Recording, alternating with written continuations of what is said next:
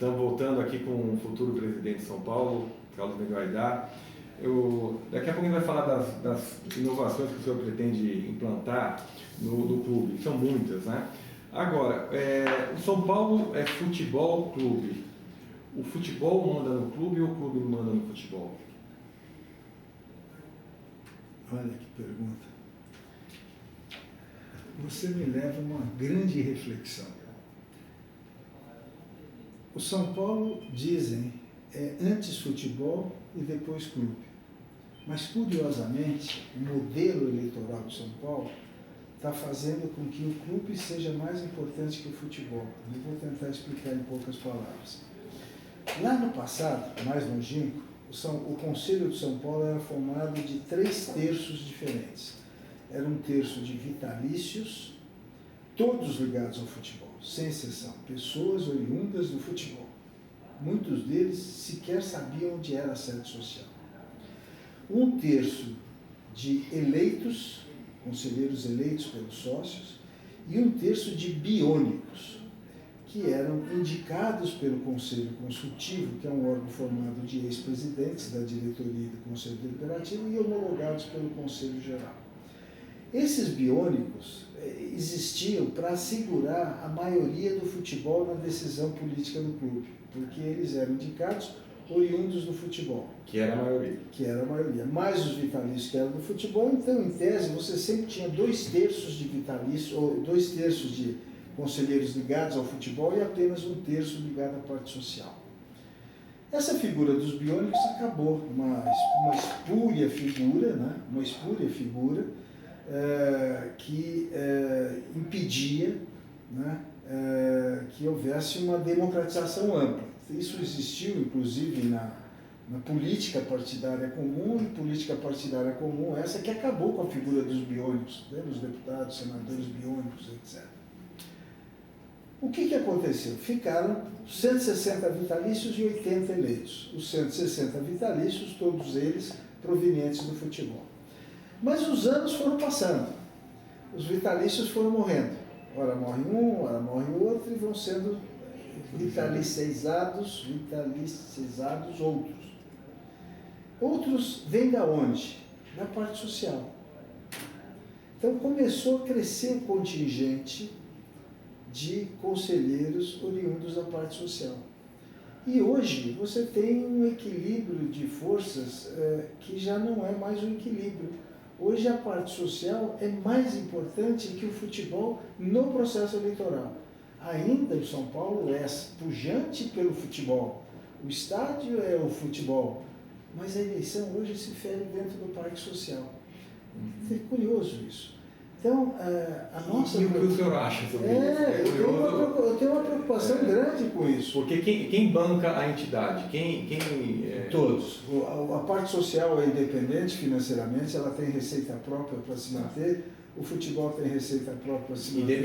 Independente. E você tem 2 centros de treinamento do futebol, não da parte social. Tá. Né? Cotia e a Barra Funda, são os 2 CTs. Embora independente, o clube tem mais força, o associado tem a única força. Você imagine o seguinte, entre uma eleição, nesta eleição de agora, as forças entre os vitalícios são mais ou menos divididas. Né? A gente tem uma pequena vantagem de 10, 12 nomes nos vitalícios. Né? A situação tem uma pequena vantagem. Portanto, a eleição vai se definir ali nos sócios que serão eleitos, nos conselheiros que serão eleitos pelos sócios. Que eventualmente podem nem ser torcedores do São Paulo. Os conselheiros são necessariamente torcedores de São Paulo. Eles, para concorrer, eles têm que professar a fé são paulina e 3 vitalícios têm que atestar que eles são são paulinos. Isso é fundamental. Mas quem elege não é necessariamente São Paulino. Vou dizer mais para você.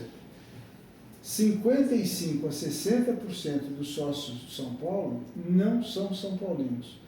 Uns não torcem para time algum, mas não são São Paulinos. E dos 40, 45 que são São Paulinos, uma minoria de 20% é que frequenta estádio e vai a jogos, os outros não vão. Então, veja o que você está criando. Né?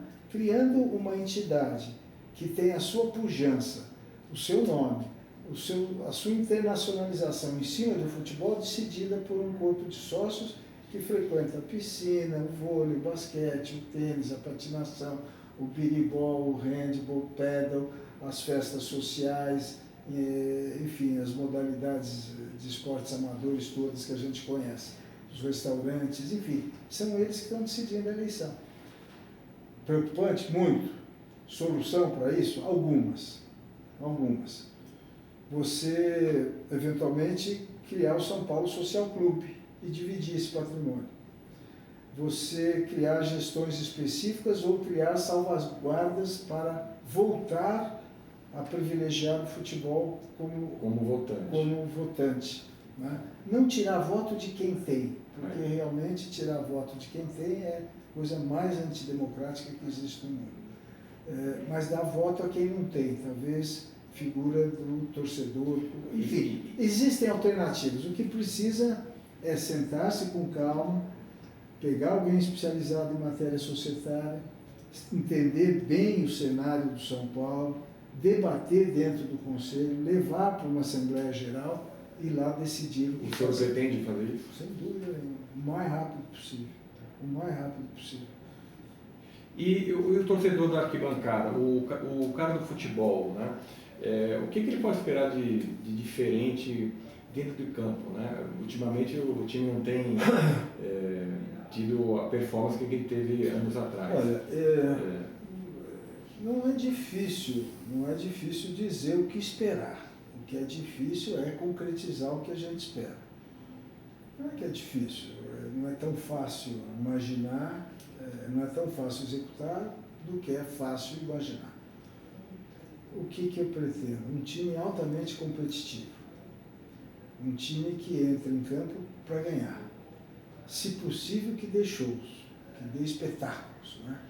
Às vezes você fica na dúvida, o que é preferível? Ser vice-campeão e jogar maravilhosamente bem, como a seleção brasileira do Tele, ou ter um futebol feio, retranqueiro, horroroso, como outros treinadores que o Brasil já teve e foram campeões do mundo? Essa dúvida vai sempre existir.